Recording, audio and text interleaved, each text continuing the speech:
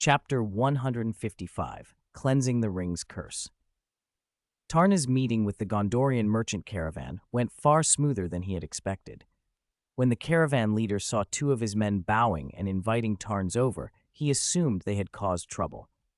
With their usual dispositions, they would never have acted like servants unless something had happened.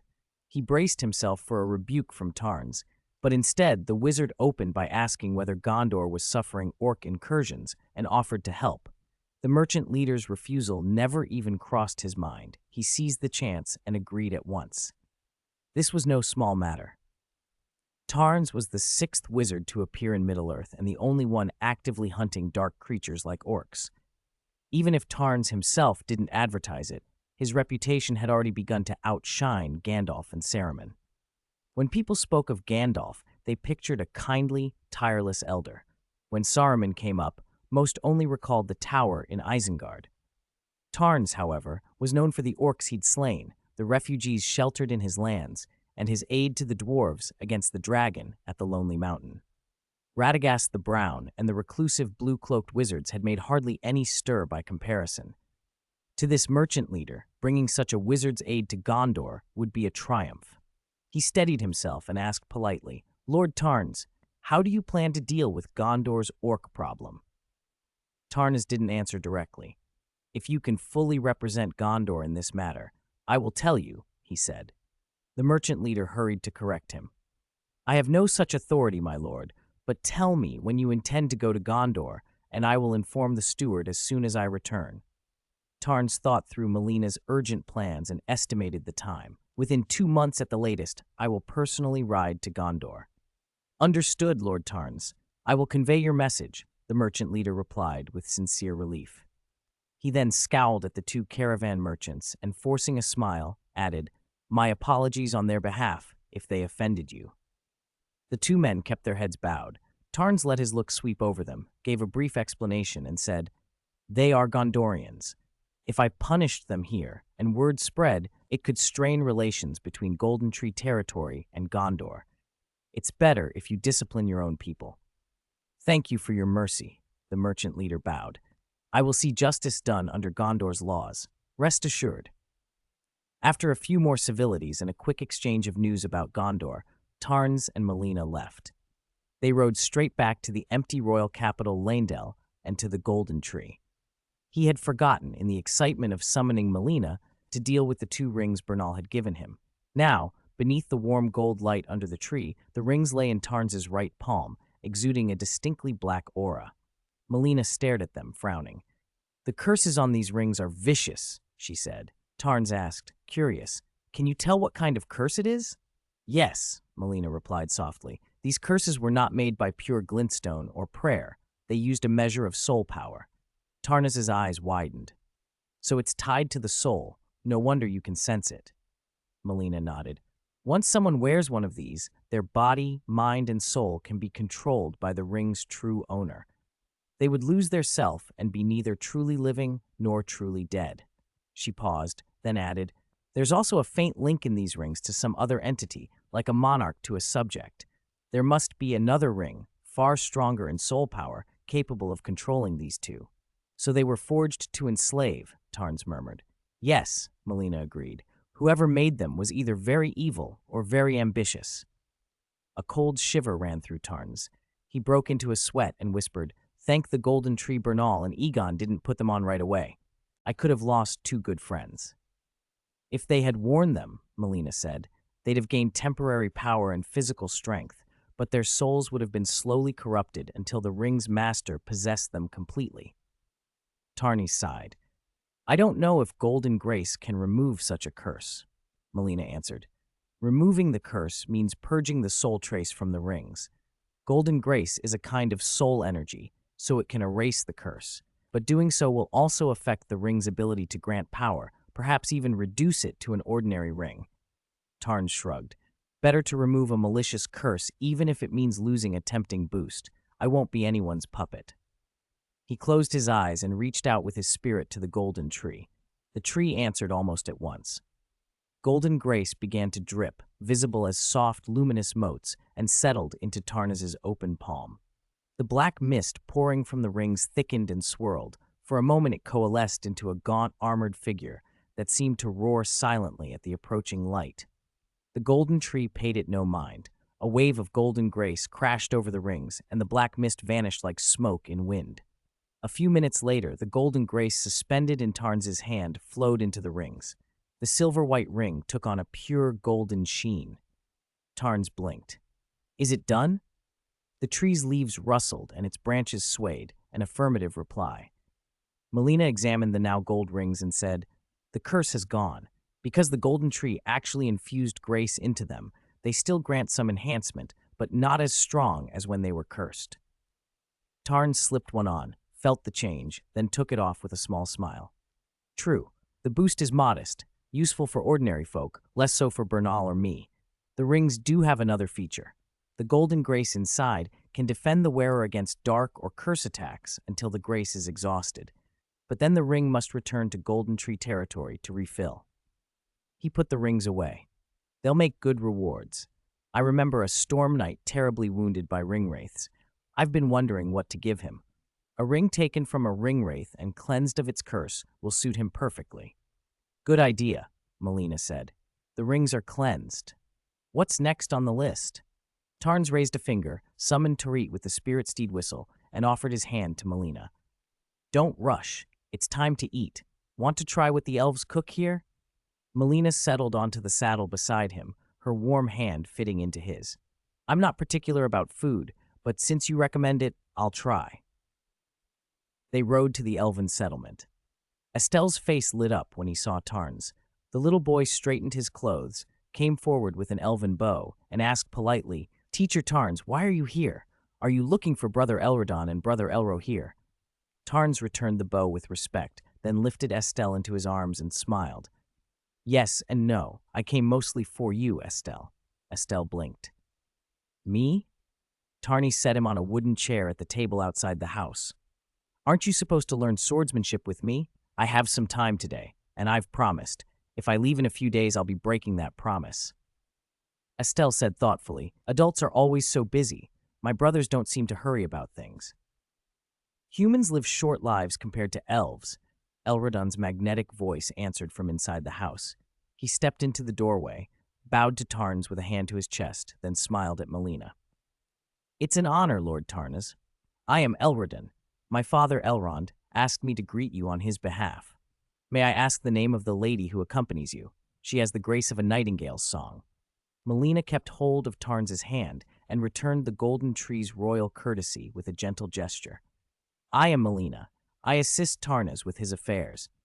Elrodon noticed how Melina regarded Tarnas and let a knowing smile pass, then answered courteously.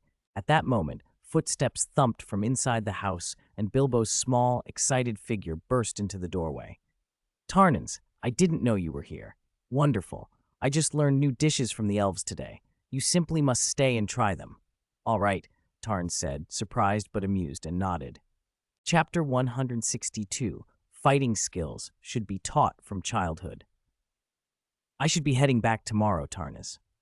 The night after a pleasant elven dinner, Bilbo watched Tarnas correcting Estelle's sword posture and spoke up. Tarnas nodded.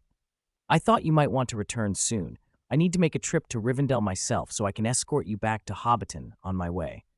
Bilbo's face brightened. "That would be wonderful. I was worried it might be dangerous to travel alone. With you along, I won't have to worry." After teaching Estelle 2 basic one-handed sword moves, Tarns came over to Bilbo. "By the way," he asked curiously, "where's that elven prince of yours?" Bilbo blinked and realized he meant Legolas. "Oh, Legolas went off to look for Bernal. Bernal took great care of him during the fight with the ringwraiths in Lake Town, so Legolas wanted to thank him." Tarnas shrugged. "Bernal must be very busy lately. I don't know if Legolas will be able to find him." Bilbo cast a quick, conspiratorial glance at Melina, then tugged Tarns's sleeve and leaned in. "Are you doing all right?" he whispered. Tarnas looked startled. "Doing all right? What do you mean?" Bilbo lowered his voice further. "Don't let anyone overhear. I mean, are you managing your female companions? First Miss Millicent, now Miss Melina, and you once mentioned you married a princess named Lonnie.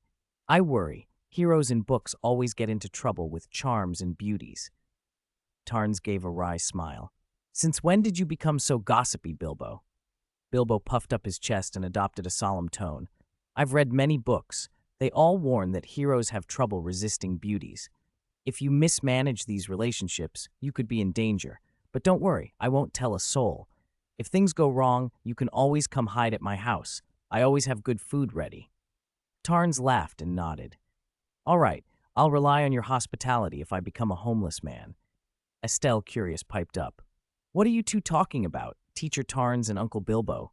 Tarns cleared his throat. Bilbo and I were talking about Hobbiton, Uncle Bilbo's hometown. Very peaceful, a kind of paradise in Middle-earth. You should visit sometime, Estelle. A child's attention could be easily diverted.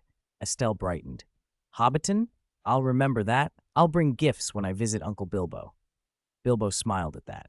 No need for anything too expensive, but if you can, bring me some of the dining utensils elves use. Ordinary ones are fine. I collect them.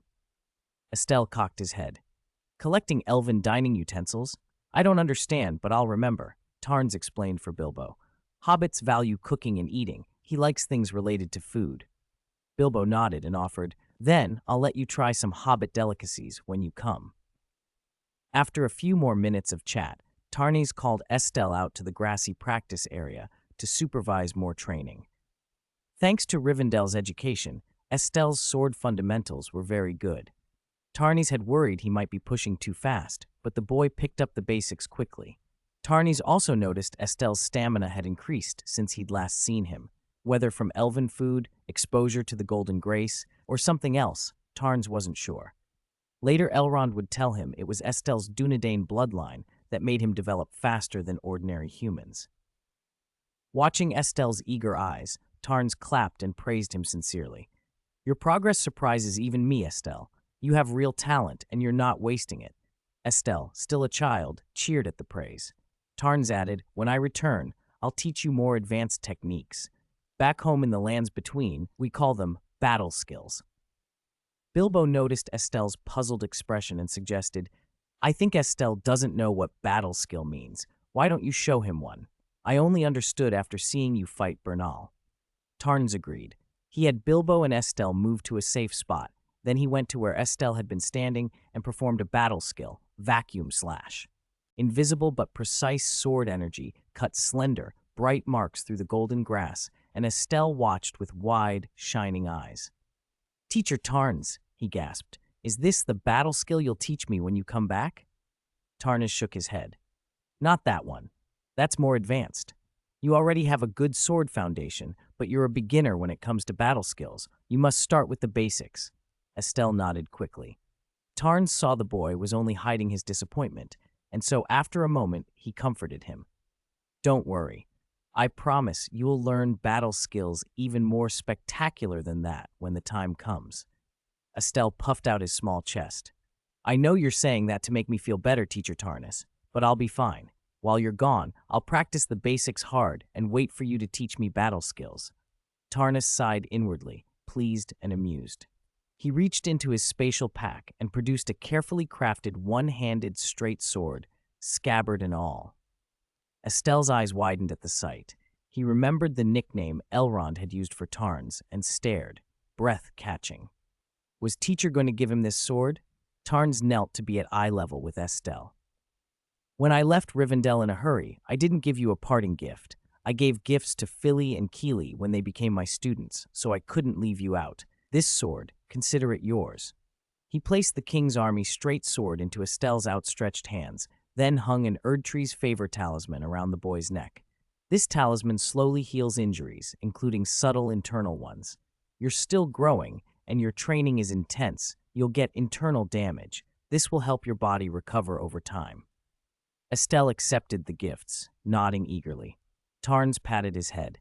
This sword is a solid standard straight sword, very good quality.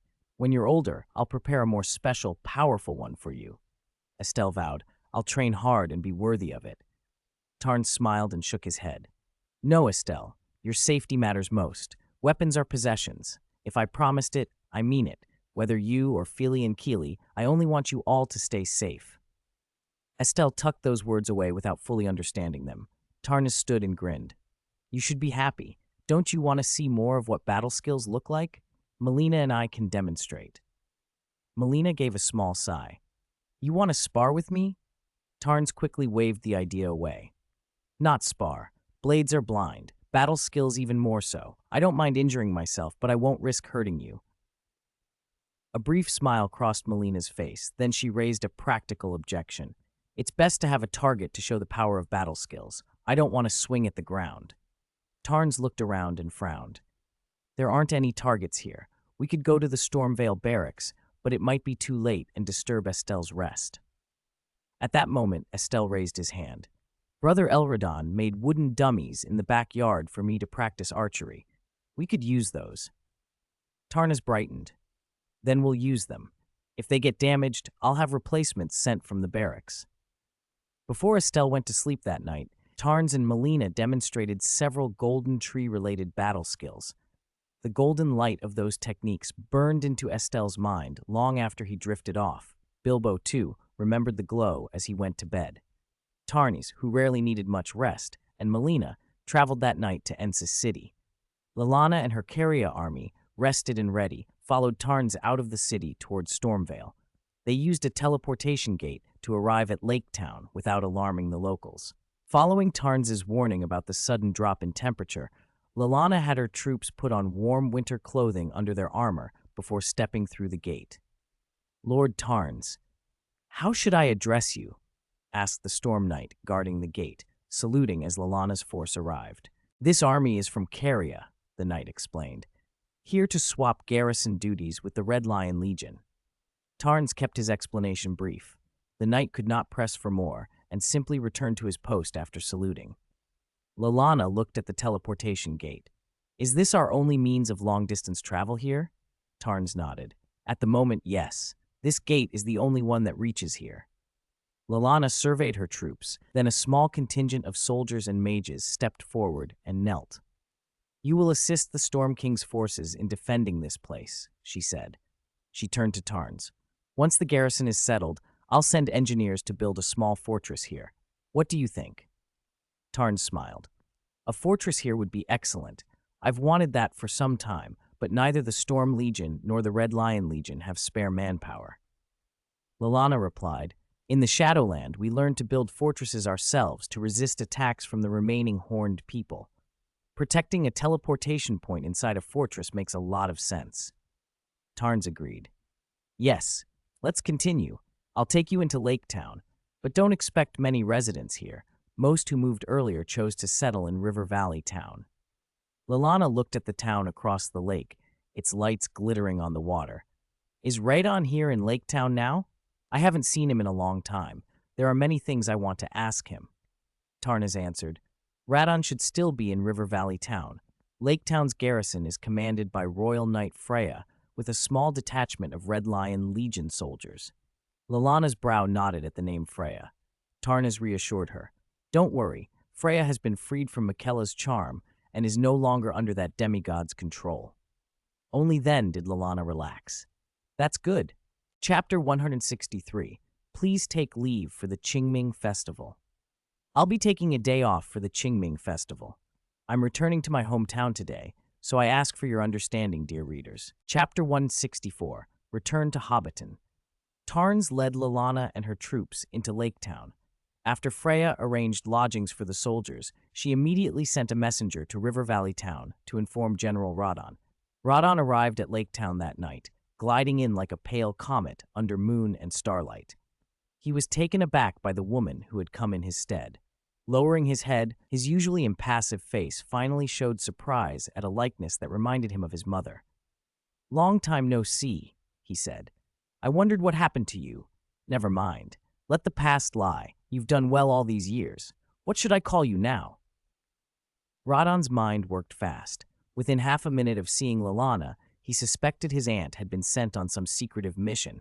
Hence, there were no official records of her in the Caria archives. He did not know she had slipped away with part of the Caria army to follow her heart. Lallana glanced around. Privately, you can call me what you always have.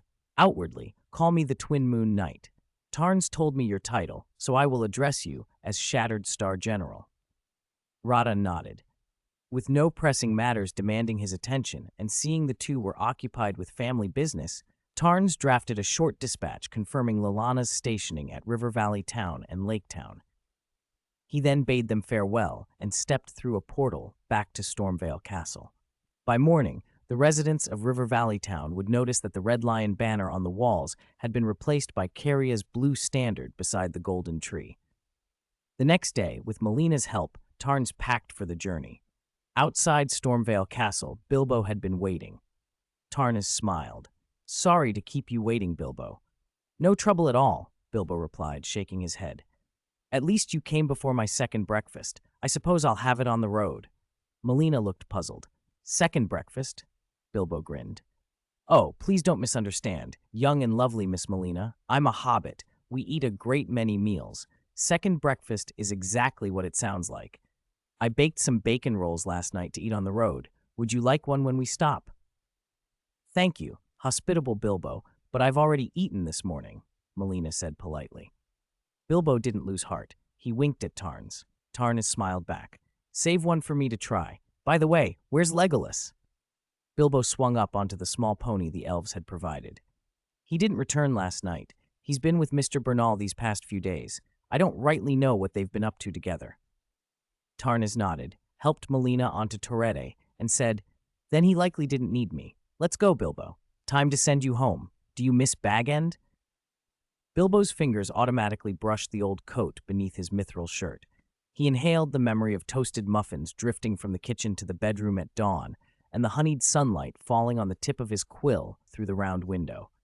He sighed, smiling at Tarns. "I miss it terribly." Half a month later, they stood in the Shire, in Hobbiton. Tarns, after more than a year away, stepped into the sunny, sleepy green again. Everything looked as it had the first time he arrived. "Sometimes I think time in your homeland is frozen," he mused to a beaming Bilbo. "It never seems to change, always the same quiet beauty." Bilbo squinted, pleased. "Perhaps that's true. And remember, you promised that you and Miss Melina would stay the night at my house and only leave for Rivendell tomorrow." Tarns laughed helplessly. "I lose count of how many times you've reminded me. Don't worry. We won't be rushing off today." Melina chuckled softly behind him. Bilbo slapped his forehead. "Ah, last time Thorin and his company almost ate me out of house and home before they left. I must go market later. What would you like? Apple or blueberry pie? Perhaps with cheese, roasted pork, and vegetable stew? The tomatoes are ripe. Sweet and sour tomato soup sounds splendid. Just talking about it makes my mouth water." Tarns' eyes lit up. "Lead the way. As long as it's good, I'm not fussy." As they discussed lunch, Melina noticed something odd. The hobbits they passed subtly altered their expressions when they saw Tarns and Bilbo, then made an effort to cross the road or take a different lane as if avoiding them.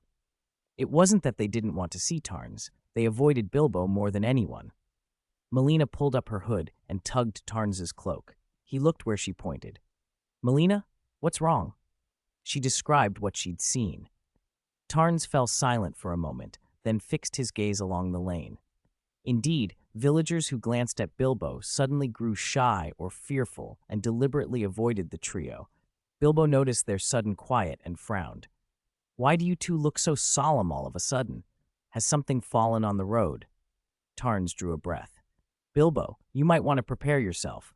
I don't know why the folks of Hobbiton are acting this way, but I think we'll understand when we get to Bag End." Bilbo blinked, puzzled. He racked his brain for causes, but had no idea why his neighbors would be put off by him. The answer became clear when they reached his front door. Bilbo's round green door stood open. Outside, two hobbits, one male and one female, were bound hand and foot with hempen rope and had strips of cloth gagging their mouths. They hung there on pegs beside the doorway, eyes wide with terror and humiliation. At once, Bilbo's sharp eyes caught the face of the female. He gave a shriek. "Hey, what are you doing at my house? Why is my door open, and why is Lobelia Sackville Baggins tied up here?" Chapter 165, Black Gate Again? Bilbo's voice made Lobelia bolt upright where she dangled, but a rag stuffed in her mouth only let out muffled woo-woo sounds. Bilbo jabbed an accusing finger at the hobbit woman outside his door. "Don't give me that look as if I could save you. What on earth is going on in my house?" Tarns noticed Bilbo's anger and put a calming hand on his shoulder. Easy, Bilbo. Their mouths are gagged. They can't answer you. The round wooden door of Bag End swung open. Rogier stepped out slowly, bowing briefly before straightening. His face brightened when he saw Tarns and Bilbo. Ah, you've returned. Tarn is Bilbo. How was your journey to the Lonely Mountain? He glanced at Melina, surprised, removed his pointed wizard's hat, and bowed with his hand over his chest. Miss Melina, it's a pleasure to see you accompany Tarns again. Hello, wizard, Melina replied with a slight curtsy. Tarns and Bilbo exchanged looks of surprise. Rogier's presence at Bag End had been unexpected.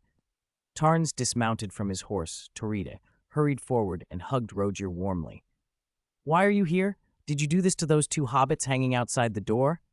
Bilbo nodded vigorously. Tarns had asked everything on Bilbo's mind. Rogier glanced helplessly at Lobelia and her husband, and then at Bilbo. I didn't hang them. Darien did. His voice took on a sterner edge as he watched the two hobbits struggle. But I don't think Darien went too far this time. When we passed through Hobbiton to see if you'd returned from the Lonely Mountain, Bilbo, we found these two had somehow forced open your door and were hauling your furniture out. Darien was furious and drew his weapon. If I hadn't stopped him, it would have been worse than this. Bilbo stared at Lobelia and her husband in disbelief and disgust. You haven't changed your thieving ways. I was gone only a little while, and you tried to plunder my home.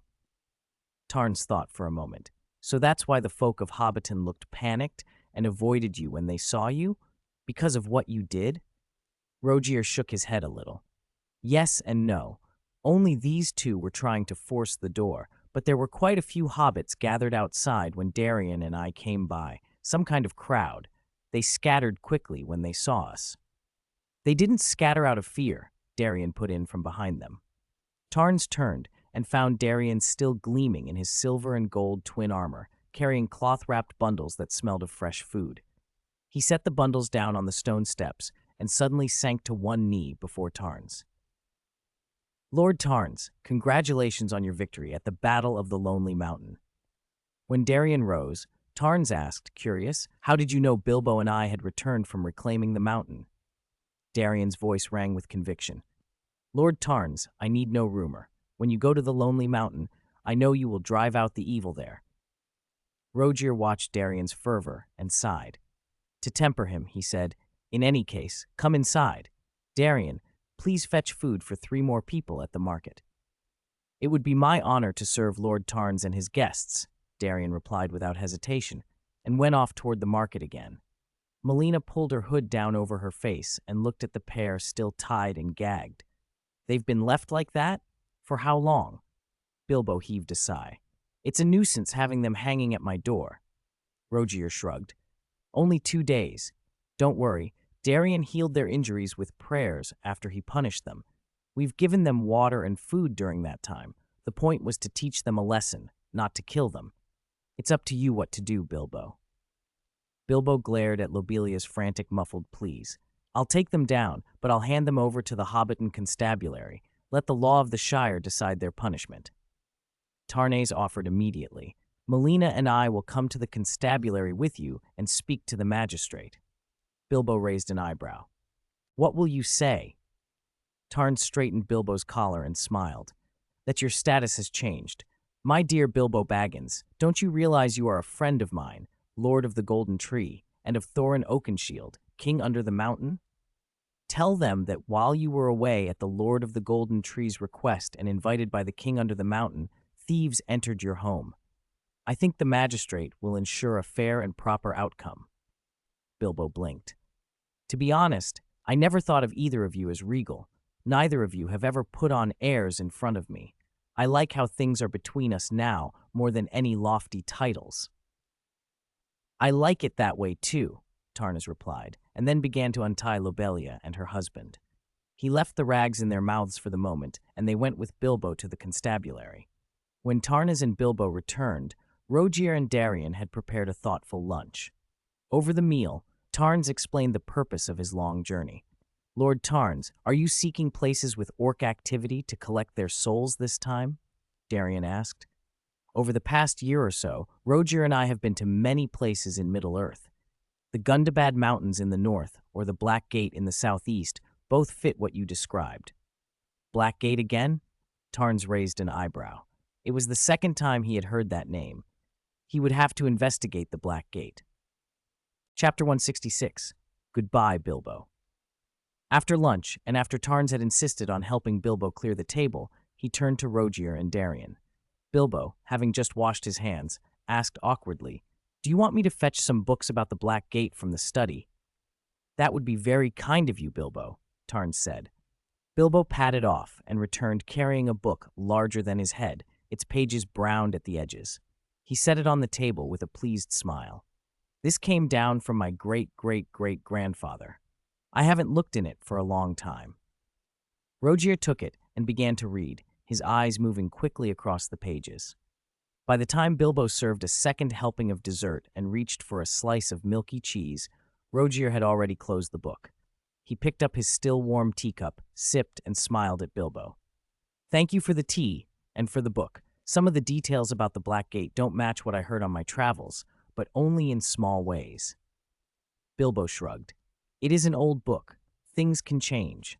Tarns glanced at Rogier. Before Bilbo had produced the book, Rogier had already told them the basics. The Black Gate, also called the Morannon, the Gate of Mordor, was a great gate built in the Second Age by the Dark Lord Thorin. In the Third Age, it had changed hands between men and orcs many times, but now a detachment of Dunedain Rangers held it, keeping orcs and other servants of the Dark Lord from pouring out of Mordor. Tarns considered that. "So the Rangers at the Black Gate are holding back a lot of orcs, then?" Rogier nodded. "That's right. If I remember correctly, while you were away, 2 Rangers from the Black Gate even came looking for Nephili Lu." "That's what piqued my interest when you mentioned the place," Tarn said. Before that, Nephili had been the only one to speak of it. "While we're on the subject, can you tell me more about Mount Gundabad up north?" Rogier smiled. "Mount Gundabad has a connection to you and to Bilbo." Tarns and Bilbo exchanged puzzled looks. "How so?" Bilbo asked. "From what I learned," Rogier replied, "the orcs and wargs you fought at the Lonely Mountain came down from Gundabad. Because of that, the roads around Gundabad have become safer." Tarnis thought for a moment.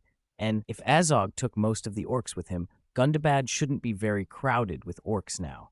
That makes the Black Gate the more pressing concern." Rogier munched a biscuit and nodded. "Indeed, Darien and I plan to return to the Golden Tree territory soon. If we hadn't caught that little thief breaking into Bilbo's house, we'd likely already be gone. Otherwise, we'd have gone with you and Miss Melina to the Black Gate." Tarnis shrugged. "It's fine. Melina and I will pass through Rivendell after leaving Hobbiton, so you two can head back first." Before Rogier could answer, Darien stood up abruptly. "Let Rogier go home by himself. Lord Tarns, I will stay at your side, proclaim your laws, and defend you at every turn." Rogier pressed a palm to his forehead and shoved Darien back into his seat, leaning close enough to whisper, "Darien, didn't you notice Miss Melina's face? She doesn't want a third person coming along on a long trip." Darien's protest died when he caught Melina's expression in the corner of his eye. She did look put out. He swallowed whatever retort he had. Tarns shook his head and gently declined. "Thank you for the offer, Darien. There's one thing I forgot to mention. The royal capital of Leyndell has been pulled into this world while you've been away. General Radon took the Red Lion Legion back to the territory before I left, but manpower is tight. When you and Rogier return, Nephili Lu won't be so quick to let you go off again." Rogier's eyes widened for a moment. Then he nodded. "Understood." Tarns looked at Darien. "When you get back, I'll need to ask you and Rogier to take on some duties to help Nephili and the others. They're already stretched thin." Darien brightened. "You can count on me, Lord Tarns, and I will do everything I can." "It helps Nephili and her people," Tarns said, "and that helps me too." No other surprises came that day. That evening, Bilbo cooked a hearty Hobbit-style meal with an almost boyish enthusiasm, and they stayed up late laughing and exchanging stories. The next morning came too quickly. Bilbo stood at the door of Bag End as Tarns and the others prepared to leave, unsure what to say. These days had been the most unforgettable of his life so far. He felt certain he would recall this whole journey long into old age. "Tarns, we're leaving!" Bilbo called as Tarnas was helping Melina mount Torete. "Come visit the Golden Tree territory if you can," Tarnas waved. "All right, Bilbo. Goodbye, Bilbo Baggins." Bilbo waved back, shouting, "I'd rather stay at home, but I will never forget everything about the Lonely Mountain and the Golden Tree." Even after they had rounded the lane and were gone from sight, Bilbo lingered on the doorstep until his feet went numb. He closed the door and stood in the quiet of Bag End, looking suddenly very small and alone. Habit had him reach instinctively into his pocket. When his fingers closed around the lost ring, he took it out and held it, a satisfied, almost hungry look on his face. At a crossroads outside Hobbiton, they parted ways for good. Rogier called to Tarns as they prepared to go. "If you head to the Black Gate, look for a ranger named Talion. He and a companion came through the territory and wanted to meet you." Tarns waved as he mounted. "Talion, got it." Chapter 167, Black Gate. After saying goodbye to Bilbo, Tarns rode to Rivendell to report his journey to the Lonely Mountain to Lord Elrond. He had barely expected to arrive and hear that Elrond already knew the outcome of the Battle of the Lonely Mountain, news brought by Gandalf's pigeons, and had been hoping for an opportunity to go himself and congratulate Thorin and his company. Though Thorin and his dwarves had given Elrond some trouble when they passed through Rivendell, Elrond did not dwell on it. The recapture of the mountain had established a new strong line of defense in the northeast of Middle-earth, and above all, he was glad. Tarns was about to take his leave when Elrond, who had risen to see him off, called him back. "Let our time flow a little slower, my friend," he said. Tarns turned with a half-smile. "Is there something else?" Elrond cleared his throat. "Estelle, how fares he with you? My sons fuss over him like doting uncles. I confess I am afraid he will be spoiled and grow reckless." "He's well," Tarns answered. "Estelle is sensible and polite." Elrond nodded, as if he wanted to say more, and Tarns nudged him with an amused glance. "Since when did the famed Lord of Rivendell grow hesitant before an old friend? Is there anything you cannot ask?" Elrond's hesitation broke. "Gandalf wrote to me that your men confronted the ringwraiths, slew 2 of them, and took the rings they dropped. Is that right?" Tarnas inclined his head. "Yes, Bernal and Egon. I remember them, courageous hands from the start." Elrond's eyes brightened. "They earned what they gained at the Lonely Mountain." His tone then turned grave. "But I must beg you not to let those 2 wear the rings from the ringwraiths.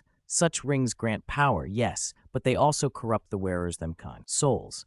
If it is possible, bring those rings to me. I will see they are destroyed.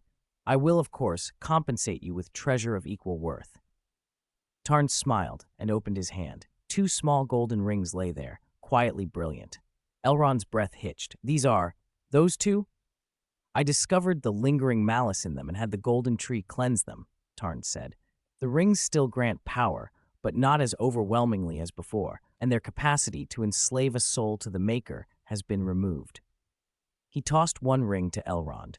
The Lord of Rivendell caught it, examined it with something like awe, then, without hesitation, handed it back.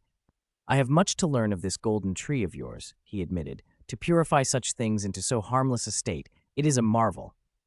"My homeland holds many tempting evils," Tarns replied lightly. "It keeps me wary." He glanced briefly at Melina, who stood nearby with the same serenity she always wore, and then turned back to Elrond. "Promises of great power always carry a heavy price later. I learned that myself." Elrond smiled with relief. "True strength, ungreedy and dependable, is rare in these times. I am glad to know another of that kind. One more thing. Gandalf and I both think it best not to let the human kings know you possess 2 of the 9. If word gets out, you'll be beset by envoys, curious rather than hostile, but unrelenting." Tarns sheathed the rings and nodded. "I know the dangers of flaunting wealth. If there is nothing else, I will return to my lands." Elrond waved as they parted. "When next we meet, I will introduce you to Lady Galadriel. She will be very interested in your power." With farewells spoken, Tarns and Melina wasted no time. They returned to the Golden Tree territory only long enough to prepare, then pressed on toward the Black Gate. A detour to Minas Tirith would have been little out of the way, but Tarnans preferred the Black Gate and did not stop to meet the steward. The countryside changed from light green leaves to darker, denser growth, and after roughly 2 months on the road, they drew near their destination. The sight that met them was bleak. The Black Gate rose like an iron-made barrier across the northwest corner of Mordor. 3 massive arches were set into thick city walls that stretched from cliff to cliff, their faces ringed with spikes and rusted metalwork. The plain of Dagorlad before the gate lay barren and scarred, rubble and scorched earth as far as the eye could reach. 2 dead, jagged hills stood opposite one another like a beast's fangs. Their slopes were carved with pits and tunnels dug by orcs, and crimson fires glowed in the dark hollows. On either side of the gate loomed the towers of the Teeth, their windows like hollow eye sockets watching the road into Mordor. Smoke from their summits twisted into the blood-red clouds above, and the whole land gave off the oppressive sense of the dead marshes nearby. Melina reached out and tugged Tarns's cloak, her voice low. "Is the one you seek really here?" "It's the right road," Tarns murmured. "We haven't strayed. Let us go a little farther. If we're lucky, we'll find the rangers." They urged Torete forward. The mount's hooves had been carrying them steadily when there was a sudden whoosh through the air. Tarns tightened the reins just as an arrow thudded into the ground 10 paces ahead of them. Where a clump of dry grass had been, men in full arms now rose, as if from nowhere. They wore travel cloaks of deep gray and dark green, thick and weather-stained, their edges caked with mud and frost. Swords or axes hung from their backs. Their leader stepped forward and barked, "Strangers, if you came to sightsee, you've chosen the wrong place. This land has only death and smoke. Turn back, unless you want your next arrow to bury itself in your chest." Tarns frowned for a moment, then met the man's gaze and spoke plainly. "I am Tarns, Lord of the Golden Tree. I have come seeking a ranger named Talion. Do you know him?" Chapter 168, Talion. The leader of the Dunedain Rangers paused, stroking his stubbled chin. The other rangers around him turned to look. Tarns immediately knew he had found the man he'd been seeking. He raised a hand in greeting and called out, "Judging by everyone's reaction, you must be Talion, the one I'm looking for." The middle-aged ranger inclined his head, then signaled for his men to lower their weapons. His voice remained cautious as he answered, "You guessed right. I am Talion, and I did go to the Golden Tree with some of my people to pay respects. But how can you prove you're from the Golden Tree Lord?" Tarns smiled. "That's simple." He drew a staff, and with a casual wave summoned a shimmer of glintstone magic. Blue light rippled over his head, bathing more than 10 meters around him in a brilliant azure glow. "How about that? If you want something more destructive, I can show you." The rangers' surprised faces were enough to convince Talion. He held up a hand. "That's enough. Glintstone alone proves you're a wizard. Even if you aren't from the Golden Tree's lord, we'll treat you with courtesy. In this god-forsaken place, no one arrives unannounced unless they come looking for us." He turned to his men. "You two keep watch outside. I'll show our guests up onto the wall." "Yes, Lord Talion." The rangers dispersed, and Tarns urged Torret forward, asking casually, "On the wall?" Talion spread his arms and indicated the desolate plain below. "Yes, there's no way to build houses out here that won't be hassled by orcs. These black walls are the only defensible places left for us. Follow me, honored guest. My son has been hearing tales about you and is quite taken with you." Tarns exchanged a look with Melina and stayed mounted on Torret, following Talion up the rampart. As they climbed, distant shouts of battle drifted from other sections of the wall. Talion noticed and explained, "You should know how it is at the Black Gate. Every day we fend off orc attacks, sometimes led by Sauron's servants or spies, but from the walls we can hold them back far more easily than on the plains." Tarns considered that for a moment. "That must still affect your lives. Was your trip to the Golden Tree meant to solve these attacks?" Talion shook his head. "No, as long as the Dark Lord lives, his servants will not stop. I went to the Golden Tree because I'd heard it was peaceful. I wanted to find a haven for my family and some of those who don't want to continue the fight." He let out a short, tired laugh. "After years of fighting orcs, I'm weary. I don't want my family to suffer here. If no one resists, the orcs will spill out and destroy the peace beyond the gate, and that's worse. I only wanted to see if the Golden Tree could offer safety." Melina asked, "Are you the only defenders here?" Isn't Gondor nearby? Haven't they sent troops?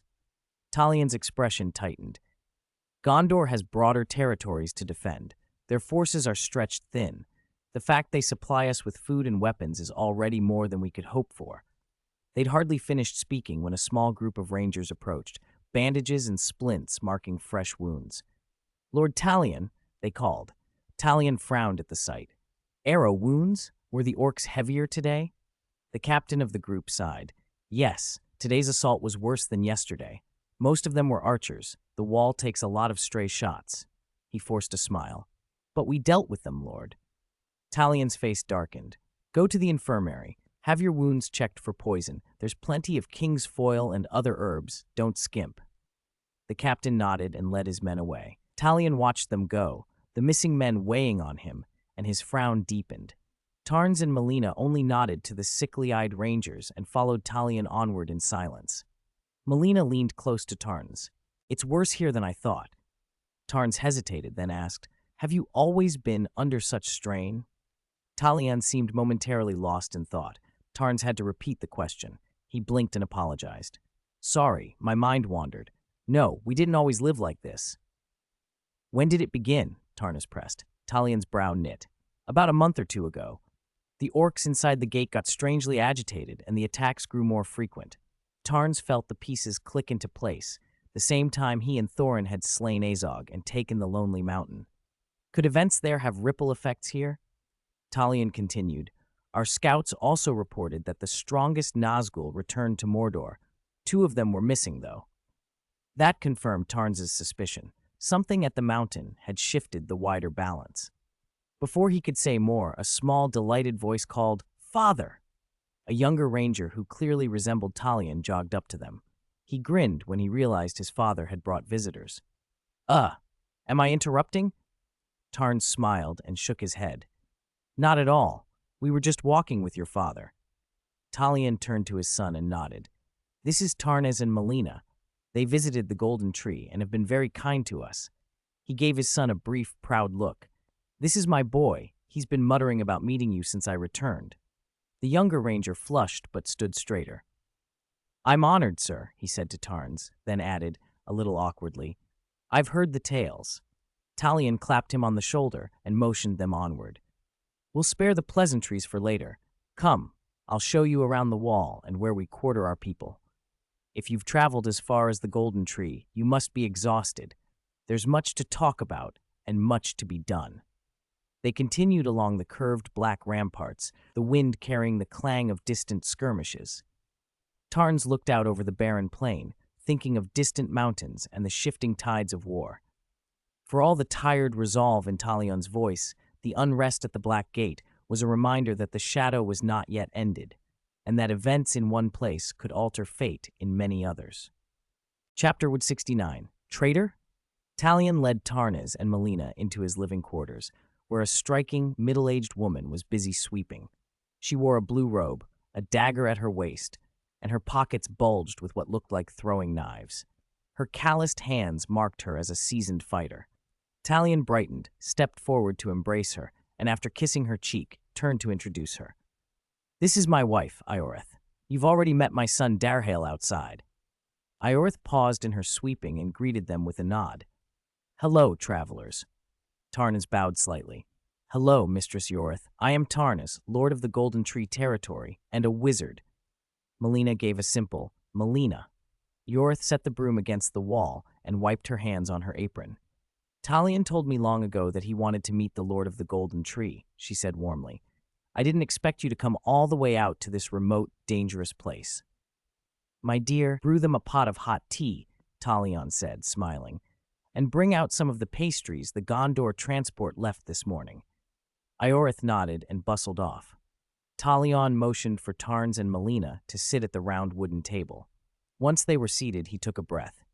I actually had another reason for visiting the Golden Tree, he said, but there were a lot of people outside earlier, and it wasn't the right moment to explain. Tarnas merely nodded, urging him to continue. Talion rubbed his temple, collecting his thoughts. I suspect there is a traitor among my people, someone who has defected to Sauron. Tarns' expression shifted immediately. Melina's eyes widened.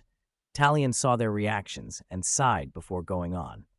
I noticed signs even before we came to the Golden Tree, but I wasn't sure. On the surface, things at the Black Gate looked normal, Sauron's forces attacking no more frequently than before, but the attacks hit the exact places where our defenses were weak. Once or twice could be bad luck. That many times means someone was showing them where to strike. "Do you have any leads?" Tarns asked. Talion shook his head. "Not at first. I know every ranger at the gate. Those who take duty here are stalwart warriors. I couldn't imagine why any of them would betray us. There was nothing here to tempt someone into treachery." Melina leaned forward.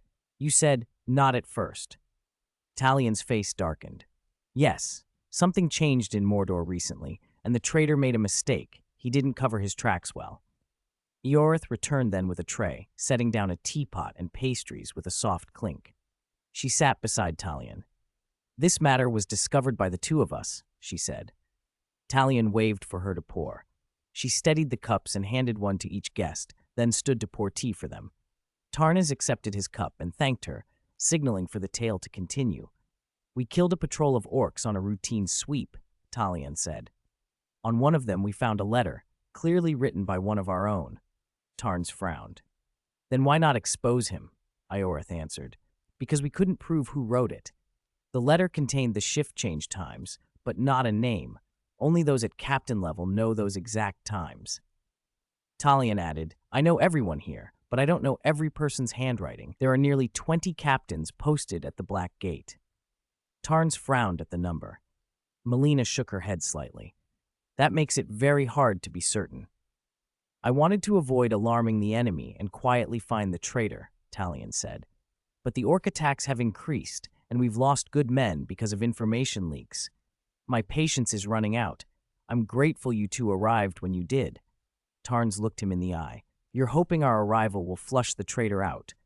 Talion nodded. "Yes, but I won't force you into anything. If you think it's too risky, I understand." Tarnas considered the offer while Melina listened in silence. When their tea had cooled, Tarnas spoke. "I'll help, but on two conditions." "Tell me," Talion said quickly. Tarnas held up a finger. "1. If we unmask the traitor, we do it my way, under my command. 2. I want a detailed map of Mordor, showing where the orcs concentrate." Talion exhaled in relief. He had expected demands for treasure or titles. A map was a small and reasonable request. Most at the Black Gate already had one. As for Tarns's first condition, Talion could not object. When Tarns had introduced himself, he had made clear he was a wizard, and Talion assumed the wizard meant to lead the operation. "Deal," Talion said without hesitation. Chapter 163, Tarns's Method. "It's been a long wait. My hand injury has fully healed, and updates resume." That night over Black Gate, moonlight could not penetrate the low, roiling clouds. Countless torches still lit the ramparts, their flames painting the dark walls to deter any rash moves by the orcs skulking beyond the palisade. Didn't that human who betrayed his kind say the guards would be moved to the other side tonight? I even had those slaves sent there to die during the day to prove our goodwill. Yet not only have the soldiers on the wall not decreased, they've increased. What's going on? The speaker was a pale human wrapped in black, his red eyes glowing like embers. Kneeling before him, the orc chieftain, several times the human's size, prostrated himself, unable to meet that gaze. "Black Hand, sir. I don't know either. That damned ranger captain promised to open the gate for us from within tonight, but besides that, I don't know." A blade slid from its sheath with a metallic click. The chieftain's head rolled away to the dry earth as black blood spurted, and the human didn't bother to look at the corpse. He pointed instead to an orc slumped behind the body. "From this day forward, you take his place. Keep contact with that human traitor." "Yes, yes," the smaller orc cried. Pleasure flitted across its face. It had always been weaker than the slain chieftain, and would never have risen to leadership without Black Hand's favor. On the wall, an old armory had been repurposed as a mess hall for the rangers. Tonight, the usual fare of thin porridge and dried meat had been replaced by steaming platters, ripe fruits, thick juicy steaks, and amber ale that caught the torchlight. Tired men and women who'd been watching the walls all day pressed into the hall, drawn by the unexpected feast. A middle-aged captain, fork in hand, eyed the bounty. "What's the occasion?" Did stingy Talion finally open the granary? The young captain beside him, flushed and restless, asked aloud, "Is something big coming? Is this our last meal?" "Who cares?" the older captain snapped. "Let's eat." They piled plates high. The rangers who had just come off watched devoured food like men granted a miracle. When the young captain tasted the ale, his eyes widened. The brew was fresh, not the sour stuff he'd imagined. The hall filled as more and more rangers streamed in. Talion himself arrived, smiling, greeting the men and women who cheered and clamored around him. "Talion, why so generous?" someone called. "Is there a dangerous job then?" another taunted. "Talion, I drink to you," came the chorus. Talion worked his way to the center of the hall and raised his goblet. "How do you like tonight's meal?" he asked. "Gods, I could eat like this every day," one answered.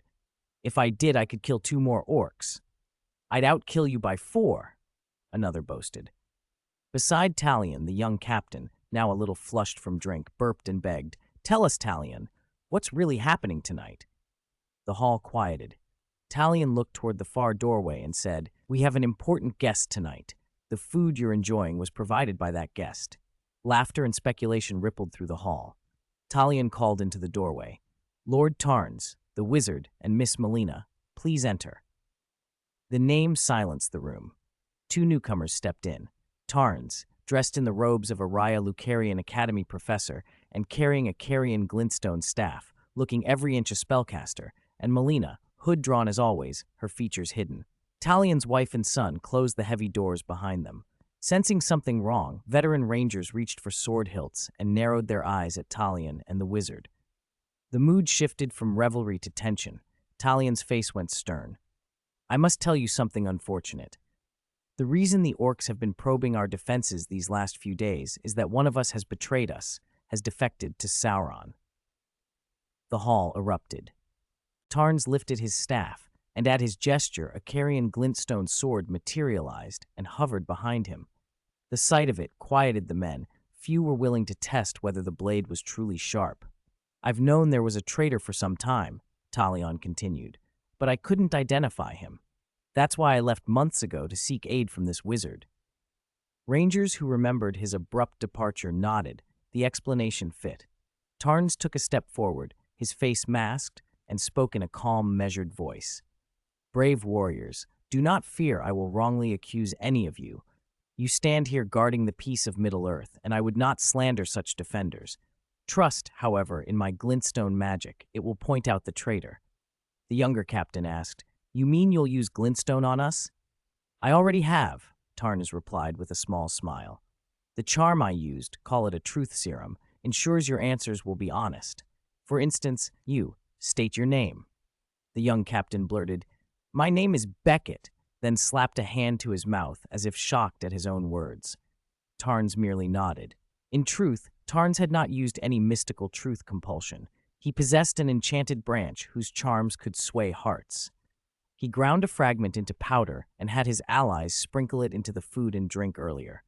Its effect was not as absolute as enchanting a man directly, but it made the rangers unusually forthcoming. He had already tested it on Talion. Before Tarns could explain the next step, the middle-aged captain, who'd been joking a moment before, launched himself to his feet. He hurled a cup of ale and kicked a table over. "Don't be fooled. The wizard and Talion are in league with the enemy." The Carian glintstone sword flashed. It sliced the flying cup in half and, continuing its arc, smashed through the captain's shoulder, pinning him against the floor. He howled, clutching the wound. Melina moved with casual efficiency. She tore a tablecloth, shoved it into the captain's mouth to stop him from screaming and possibly biting his tongue, then dragged him to Talion's feet and tossed him down. Around them, the rangers froze, their outrage damped by fear and the sudden proof of the newcomer's power. Tarns shrugged lightly. "I might have said I already identified the traitor, but to be certain there aren't more, I will still ask each of you." He looked around the hall, the floating glintstone sword a silent threat behind him, and addressed the assembled rangers in a voice that brooked no evasion. "Among you, who has defected to Sauron and betrayed your comrades?" Chapter 171, Tarns. "Kill the orcs. Hurry, hurry." Tarns's caution had been well-founded. Besides the middle-aged ranger captain who had betrayed Talion, 4 other members of his company had defected to Mordor along with him. Under the influence of Melina's charm branch, the captain and the 4 rangers confessed everything. They had no other accomplices, and their plan for the night had been to slip to the city walls and open the Black Gate while the off-duty rangers were resting and eating, letting the waiting orcs pour in. If every captain on duty hadn't received Talion's mandatory orders, the Black Gate's walls would already have been crawling with the stinking corpses of invaders. Melina bound the 4 rangers who had admitted their guilt. Their faces were drained of color as they watched their comrades. Expressions hardened, cold sweat beaded on their brows as they imagined what awaited them. Melina shoved them down beside the middle-aged captain. Tarns glanced at Talion's grim face and the other silent rangers, then broke the hush in the dining hall. "Let your own men deal with the traitors," he said. "Melina and I will step outside for a moment." Talion's frozen expression loosened. He gave a sheepish nod. "You're a sight for sore eyes, Master Wizard." Tarns and Melina didn't linger. The dining hall's main doors opened again, and the 5 traitorous rangers were dragged in from the other side, bloodied and unrecognizable. Like maggots, they were hauled through the room, robes torn, blood staining the floor. Talion, his hands still smudged with gore, stepped forward. Several ranger captains followed. After a crisp salute to Tarns, they withdrew to give him and Talion space to speak. Talion let out a long breath and returned the salute. Fear and gratitude mixed in his voice. "Thank you, Lord Tarns. If not for your glintstone magic, the Black Gate, I'm afraid it would already be an orc nest." Tarns thought of Talion's wife and son and how close they'd come to death. He wasn't sure how to answer. He only smiled faintly, patted Talion on the shoulder, and said, "Don't celebrate yet. We've found the traitors, but it isn't over." Talion blinked, confused. "What else is there?" Melina, standing just behind Tarns, answered softly. "The orcs the traitors called to ambush beneath the Black Gate may still be out there." Talion stiffened. "You're right. I'll call for reinforcements to heighten the defenses. Those mindless orcs might simply charge the wall without waiting for any signal." He moved as if to arrange men, but Tarns grabbed his sleeve. "Wait, can you infer from what the traitors said where the orcs might be lying in wait?" Talion frowned at the question, but answered honestly. "If I recall correctly, the weak spots tonight are here and here." He pointed toward 2 dark sectors beyond the Black Gate. If the orcs got their intel from the traitors, they're likely hiding in those 2 places. Tarns stored the directions. When Talion saw him beckon to Melina and prepare to leave, he was baffled. "Tarnas, where are you going?" Tarns turned and grinned. "To kill orcs." A spirit steed whistle pealed from the wall. Torete answered the call. Tarnas helped Melina onto the saddle, settled her, and they vanished into the night, leaving Talion standing in stunned disarray. Kill orcs? Talion watched them disappear into the firelight and darkness, puzzled until his wife nudged him back to his duties. He hurried to bolster patrols. Following the route he'd memorized in the day, Tarns and Melina rode Torete to the foot of the Black Gate's towering walls. Relying on Talion's directions, they thundered straight toward one of the likely ambush points. Tarns changed out of his fragile magic professor's robe and into the white wolf war ghost set he favored for close combat. He intended to refill the 2 soul collectors he carried and return to the Golden Tree to summon more from the lands between. Talion's speculation proved correct. Not 100 meters from the wall, a sparse hail of orc arrows thudded around them. Tarns drew a brass shield from his spatial pack, warded off the bone-tipped arrows, and spurred Torete toward the source. "A bunch of idiots! Who told you to shoot early?" An orc captain roared, followed by several screams. Something hurtled toward Tarns from the front. His hand that had been on the reins loosened instinctively. A broadhead spear materialized in his other hand and deflected the shadow. Torete adjusted his pace with uncanny understanding so Tarns wouldn't be thrown. The shadow collapsed. An orc whose chest had been ripped open by the spear, organs spilling out, dying on the ground. The captain had thrown one of his own forward for sport when the archer fired prematurely. Arrows screamed again. Tarns raised the brass shield to meet them and called urgently over his shoulder, "Melina!" At the sound of his name, Melina's mission dagger flushed with golden light. Several crescent-shaped blades of luminous energy launched from her and cut toward the concealed orcs. Tarn switched his king's army straight sword for a staff and cast his glintstone spell, Starlight. The soft azure glow banished the surrounding darkness, forcing hidden orcs into view. Tarn's gaze landed on a pale, bald human in the midst of the orcs, an oddity among them.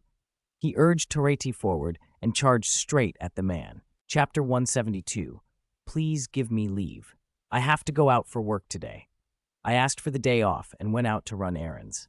The errands themselves were ordinary, but one thing kept looping through my mind. Purple sweet potato pudding. Purple sweet potato pudding. Purple sweet potato pudding. Purple sweet potato pudding. I kept saying it like a little chant as I passed shop after shop, until finally I found a place that sold it. Holding the warm cup, the day's tasks suddenly felt lighter. Chapter 173. The author has indeed been single for more than 20 years, kneeling. An orc contingent with a human among them, such a sight told Tarns that the human's identity had to be unusual. The thought flashed through his mind, and he spurred Toreti into a full charge, his broad-headed spear leveled at the man. The spearhead's cold gleam stung Blackhand's eyes, but as Sauron's servant, he reacted fast. He grabbed a nearby orc and hurled it at the oncoming steed. Toreti slipped left with a movement that surprised Blackhand, avoiding the thrown orc. Her hooves kicked two other orcs aside, and she drove on toward Blackhand. The bodies of the flying orcs thudded onto the barren ground just as Tarns reached him. He twisted the broad-headed spear and lashed out. Blackhand's eyes burned like coals. The human drew his longsword in a single smooth motion and parried horizontally. A ringing clang echoed as spear met blade. Tarns rotated his wrist, converting the thrust into a sweeping strike. The heavy metal head of the spear slammed into Blackhand's guard and into his side. The force sent Blackhand sprawling, groaning, and he was launched more than 10 meters away. Melina, sitting behind Tarns, beat away several incoming arrows and warned, "Don't be careless." Tarns didn't look back. He pulled on Toreti's reins to keep the charge moving toward where Blackhand had been, and answered, "I know. The impact felt wrong. He's wearing armor beneath his cloak. He used my attack to create distance." Blackhand rolled, shedding the momentum, and then stood. He tore his ragged outer robe away to reveal black, vicious iron armor beneath. The surrounding orcs fell into formation as if controlled by him, throwing themselves in front of Toreti to blunt her charge. Heads were crushed and skulls pierced as the spear cut through them, but the sacrifice bought Blackhand a moment to breathe. He raised his longsword and looked at Tarns with an almost clinical calm. "Among the useless rangers, there are people like you?" he said. "You saw through traitors and rode to my front alone with such strength. Why hide in the Black Gate as a mere ranger? Why not join my master's ranks, embrace darkness and eternity?" The orcs slowed Toreti by giving their lives. Tarnes narrowed his eyes and considered Blackhand, not bothering to answer, only calculating how best to kill him. Blackhand's words were not meant to persuade. They were buying time. The commotion would alert ambushed allies elsewhere, and soon his lieutenants, Tower and Warhammer, would arrive. Originally, he had planned to use Talion, the most powerful ranger, as the sacrifice to summon and bind the Elf Lord's soul after breaking through the Black Gate. Now this human might be an even better candidate. While Blackhand schemed, Tarns changed weapons. He sheathed the broad-headed spear and drew a different blade, one better for mowing down swarms than Morgwyn's sacred spear, the sacred relic sword. Morgwyn's spear required a prayer to the Mother of Truth before it could be used, but the sacred relic sword needed only magic and had almost no casting delay. The twin helix golden greatsword, a transformation of the Elden Beast, materialized in Tarns' hands. He fed magic into it and swung at the surging orcs. Blackhand's eyes narrowed as the longsword, rimmed in golden light, cleaved the darkness. A fear he had not felt since joining Sauron crawled back into his heart. The black mist pouring from his armor dissipated. Night was driven back, and a sky of brilliant golden flame replaced it. From atop the Black Gate, the lands outside looked briefly like daylight. The sacred relic sword's blade housed the gold of the past. When its battle skill was invoked, a fan of golden light washed forward and swept everything before it. Under the stunned eyes of the rangers on the city wall, waves of orcs were driven from the shadows, exposed to the radiance, and their screams turned to ash as their bodies burned away. The golden light engulfed Black Hand and even stalled the distant tower and Warhammer as they rushed up. Both felt a spike of fear, but as if persuaded by a whisper in their ears, Tower and Warhammer, two pale-skinned humans like Black Hand, pressed on, leading their orc host to reinforce him. Tarns did not stop with a single wave. He swung the sacred relic sword left, then right, then back, though its battle skill, the golden wave, could only be fired in one direction. Compared to Morgwyn's sacred spear, which could affect every direction at once if used right, the relic sword was less omnidirectional. Still, it cleared a wide swath. Tarns patted Torate's flank, and the spirit steed halted. He drew his soul collector and began absorbing the lingering souls of the slain orcs. Then, confident the immediate threat was reduced, he hung the collector at his waist and started toward where Black Hand had fallen, ready to finish the job if the man still lived. Torete stalled after only a few steps, snorting uneasily. Melina placed a hand on Tarns's shoulder plate. Her voice was tight with concern. "There's a creature far stronger than that human up ahead." Tarnas returned a brief, steady squeeze to Melina's hand. "Yes, I see her." Although the golden wave had faded, the glintstone magic he had cast, Starlight, still bathed the area in a deep blue glow. In that light, he made out a figure that had appeared at some unknowable moment. A tall woman with black hair stood before them, wrapped in thin black gauze that barely concealed her vital areas. She was a few inches taller than the tallest elf Tarnas had ever seen. Black Hand lay swathed in white spider silk a short distance away, flung aside. A flicker of unease crossed the woman's face, but she spoke to Tarnas in an amiable tone. "I know this minion of Sauron has provoked a being as powerful as you," she said, "but he still has a mission to complete and cannot die here. Will you let him finish that task before you kill him? I promise I will deliver him to you, whole, and you may do with him as you please." Tarnas raised an eyebrow. "Who are you?" The beautiful woman smiled, something both seductive and sweet about the curve of it. "You may call me Shelob." Chapter 166. Shelob? Tarns frowned. "I don't recognize the name." He shook his head bluntly. Shelob did not seem surprised. After all, not every creature in Middle-earth had heard of her, but she bristled at his tone. "That's hardly surprising," she said with a smile that was more offended than sweet. "I don't even know when Middle-earth grew someone like you." Tarnas raised an eyebrow. The thinly veiled irritation in her voice told him she was used to deference, either from her reputation or from the power she commanded. Tarns suspected the latter.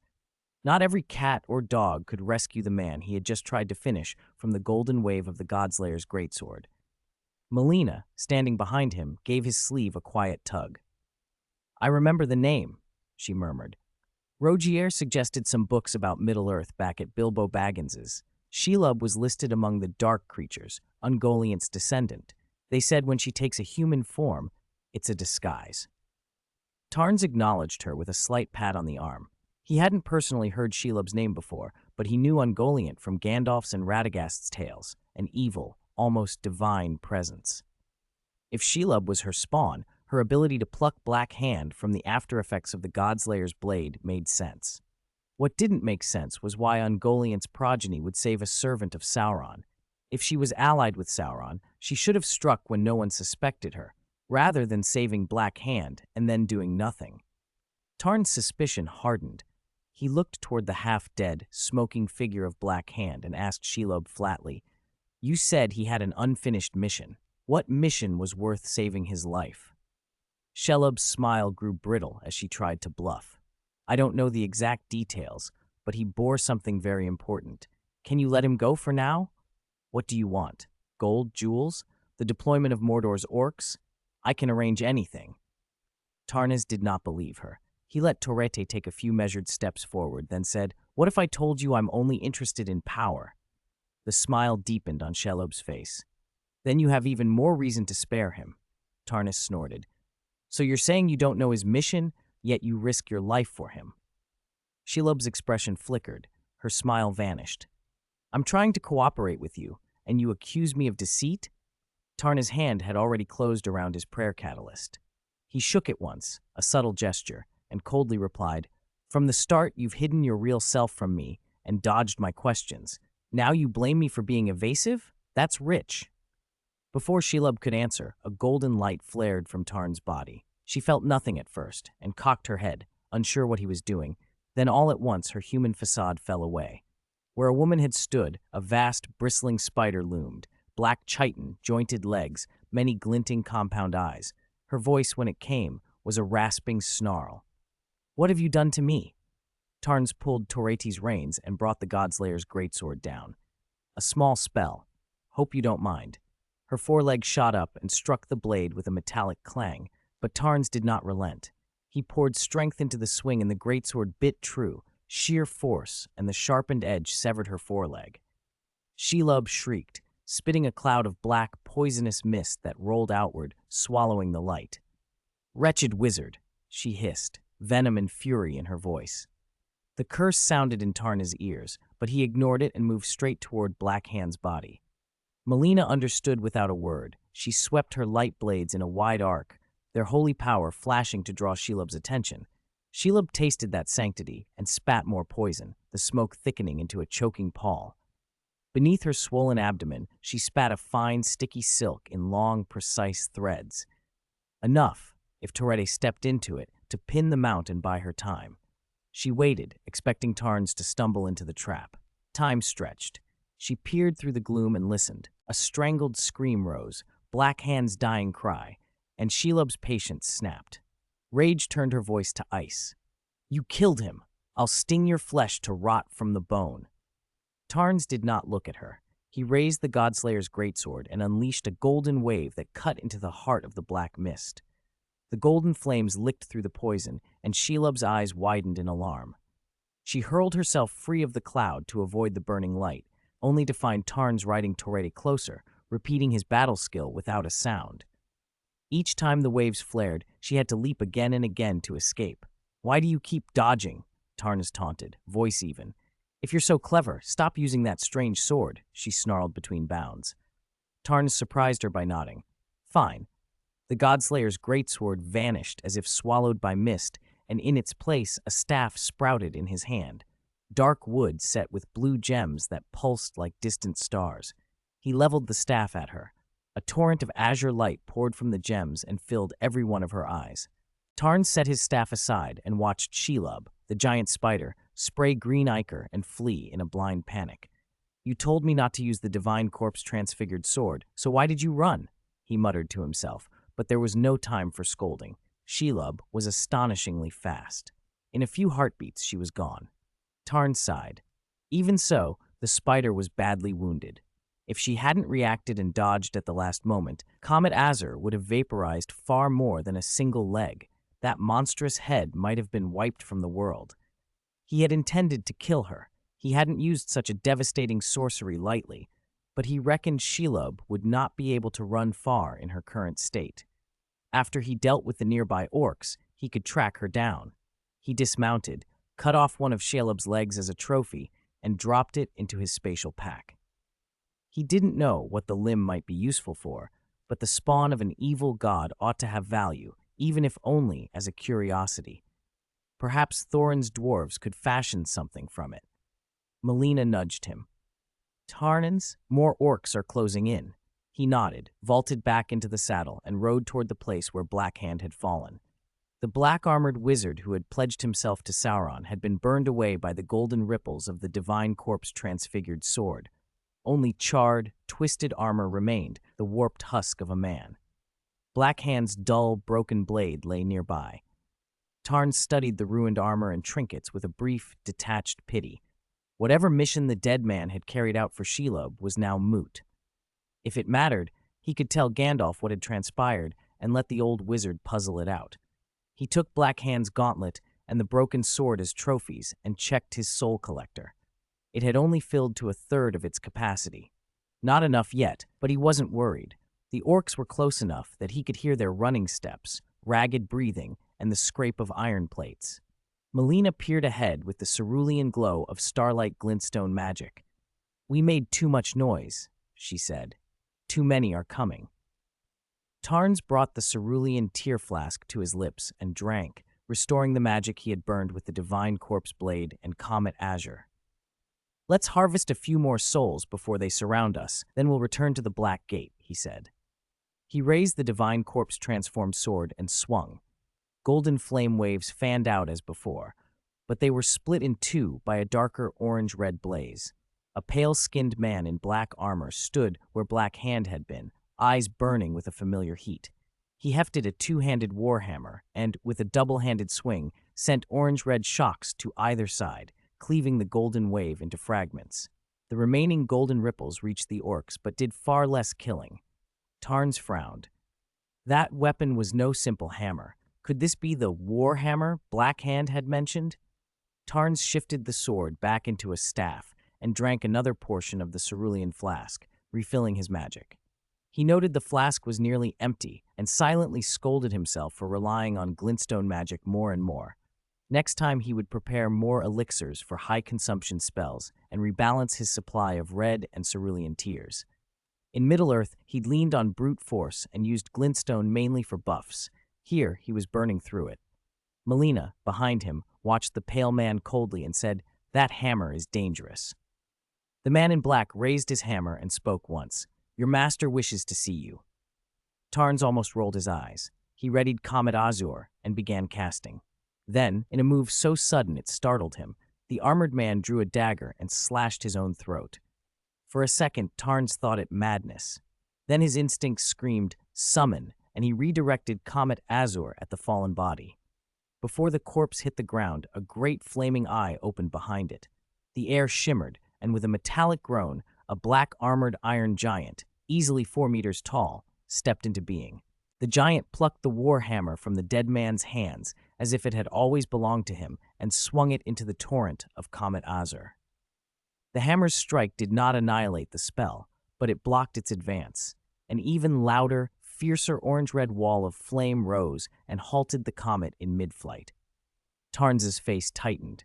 He stopped wasting spells, drained the rest of the cerulean flask in one gulp to replenish himself, and took up the weapons he favored. A greatsword and shield, he squinted at the towering figure in its grotesque black iron and weighed the name on the edge of his mind. "Sauron?" he asked. The giant did not answer. The answer arrived from above. A monstrous winged beast descended, landed with a thunderous crash, and several ringwraiths dismounted.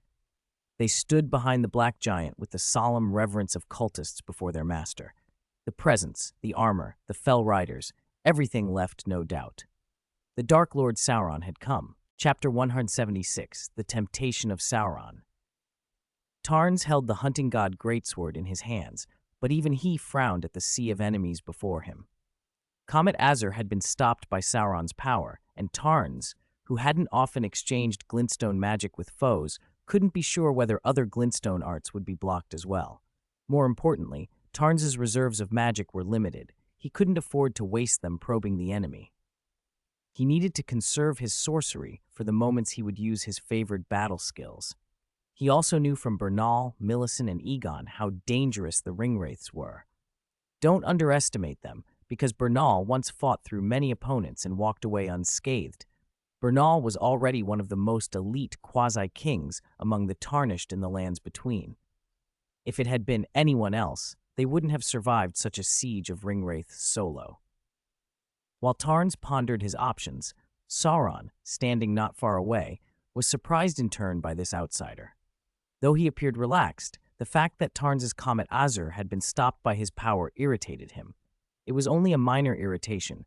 Sauron had faced far more destructive foes in the First Age, countless warriors with power like Tarns's. What bothered him more was how much glintstone magic this opponent possessed, what sorceries he might wield that Sauron did not yet understand. Ignorance meant imperfect defense. The silver greatsword in Tarns's hands, oddly shaped, also made Sauron wary. An outsider wouldn't choose a weapon casually.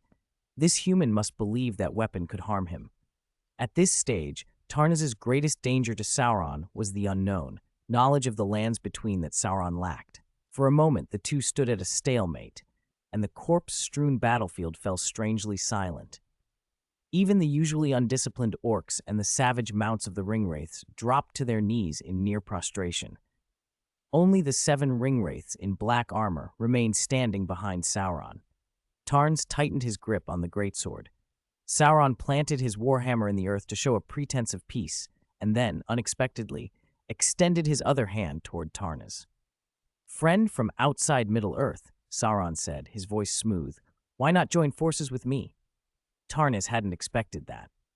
Though his face was hidden beneath the White Wolf Warghost helm, Sauron sensed Tarn's momentary surprise. Flames engulfed the towering iron giant for an instant. When they dissipated and Sauron reappeared, he had transformed into a graceful, handsome, scholarly-looking elf. His long silver-white hair was bound with delicate ornaments and flowed across his shoulders. A golden headband graced his brow. He wore an elegant black robe and spoke gently. "You were startled by my words because you think our enmity is irreconcilable, correct?" Tarns glanced at the 7 ringwraiths behind Sauron and replied, "Yes, there should have been 9 of them, right?" Sauron smiled as if speaking to an old friend. "They are just 2 rings on mortal king's hands. They will not impede our friendship. If you like, I can give them to you. Besides, you have already taken those 2 rings as your own, haven't you?" He looked thoughtful for a moment, then his eyes brightened. "If you want more of these rings, we can forge them together. Combine your power from outside Middle-earth with mine, and we will craft magnificent rings." Tarns felt, inexplicably, a twinge of emotion at Sauron's words. "What about the Black Hand? The big spider I drove off said that servant of yours carried an important mission, so even if I killed him, you wouldn't mind?" he asked. Sauron kept his gentle manner and shook his head. "The Black Hand's mission was merely to help me bind an elf's spirit to his body. That elf betrayed me. He used the knowledge I taught him to make a new ring. It was not as fine as the rings I had forged before, but it was still potent. At the crucial moment, he stole the ring we had forged together and tried to kill me." Tarns shrugged. "You're standing here now, so the elf failed, but the ring must be lost, otherwise you wouldn't be trying to summon him back." Sauron's face went briefly sorrowful. "Yes, I truly considered him a friend and taught him much. He betrayed me and hid the ring." The pain and regret vanished almost as fast as they had appeared. Sauron's expression softened into friendly sincerity. "But if you join me, the rings we forged together will be far stronger than that elf's. After that, I only wish to destroy the elves, men, and dwarves. I have no interest in ruling land. Help me, and I will grant you all those territories. I know the strength of you, your companions, and your forces. Together, no realm in Middle-earth can stop us. Humans won't, dwarves won't, and elves certainly won't. What are you hesitating for?" His argument had a certain logic. As Tarnas considered Sauron's offer and found himself on the verge of nodding, Melina's anxious, crystalline voice cut into his ear. "Tarnas, wake up!" The sensation was like surfacing from the depths. Tarnas gasped for air, sweat pouring from his brow. His head cleared, and his eyes took in the scene. The ringwraiths and orcs had crept forward and now surrounded them from every direction. Tarnas didn't think. Combat instincts took over. He swung the hunting god greatsword. Black and white flames coiled along its length. The lead ringwraith, charging on a savage mount, was struck off guard and hit squarely. The flames wrapped around him like a constricting serpent. He screamed, his armor warped, and his form was consumed by flame. Sauron only chuckled. He raised a hand toward the burning ringwraith. A wisp of black mist withdrew and drifted back to Sauron's side, reforming into the ringwraith's shape. He narrowed his eyes and peered dangerously at Melina, who stood behind Tarns. "You broke free from the influence of my words," Sauron said. "Who are you?" Chapter 177. Disappointed, Shelob Melina ignored Sauron's question. Instead, she immediately cast a golden tree prayer to rapidly restore Tarns.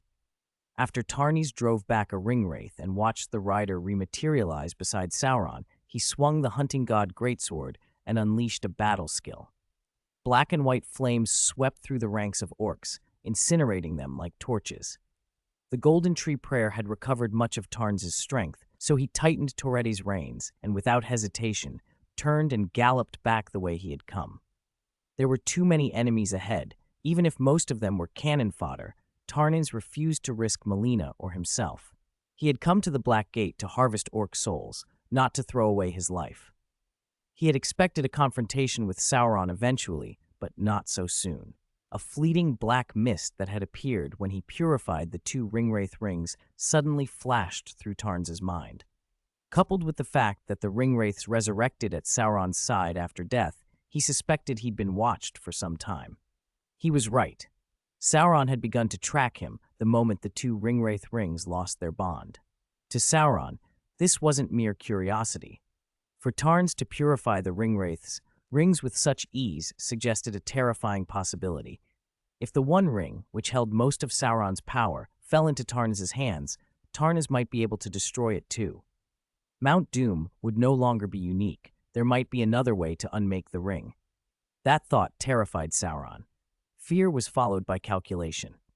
If Tarns could be corrupted, turned to Sauron's side, then the Golden Tree's power and the wizard behind Tarns could be used to forge a new ring, and Sauron might strike more easily at the elves, men, and dwarves of Middle-earth. But Tarns hadn't come alone. When Tarns nearly fell into Sauron's linguistic trap, the girl behind him inexplicably saw through it and pulled his mind back. Sauron narrowed his eyes as Tarns fled. He did not order the ringwraiths to press forward. Instead, he commanded his only remaining human agent, the Tower, to keep the orcs in pursuit, and then withdrew with the ringwraiths. Still recovering from Dol Guldur, and not yet at full strength, Sauron preferred caution. He could not risk a full engagement, and so he resolved to corrupt Tarns rather than crush him outright. Before leaving, he ordered the 7 ringwraiths who remained with him, "Search the last known location of the ring. Miss no clue." The 7 ringwraiths knelt in unison behind their master. "Yes, master." Meanwhile, Talion, stationed at the Black Gate, had been watching Tarns's fight. He had already prepared his men to move down and meet him. The sudden arrival of ringwraiths confirmed the identity of the black-armored giant Talion had seen, but he did not hesitate. Leading his men forward, Talion rode to support Tarnes. If Tarns called for a desperate charge at Sauron, Talion and his rangers would not refuse. They were there to resist Sauron's forces. Hooves drummed and bowstrings twanged across the desolate plain before the Black Gate. Arrow volleys flew past Tarns and into the bodies of pursuing orcs, eliciting harsh cries. The arrows were meant more for cover than slaughter. The night was thick, and only the area around Tarns, lit by glintstone magic, could be seen clearly.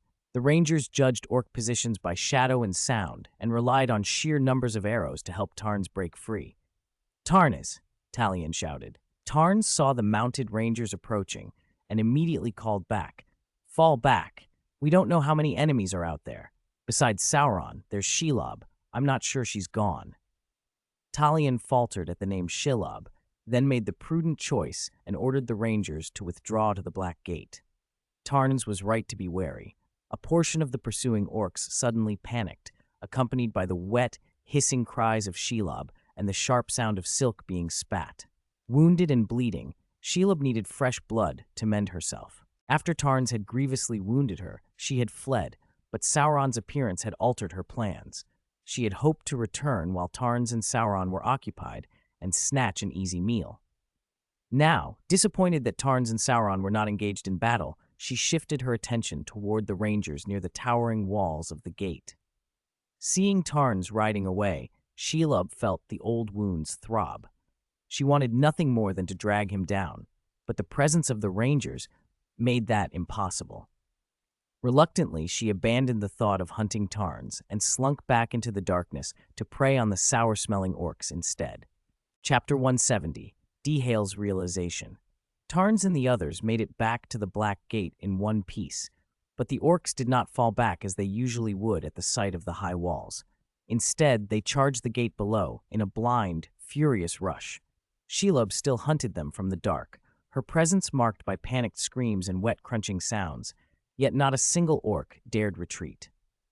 Sauron had ordered them to pursue Tarns. Until they fulfilled that command or died, they could not disobey.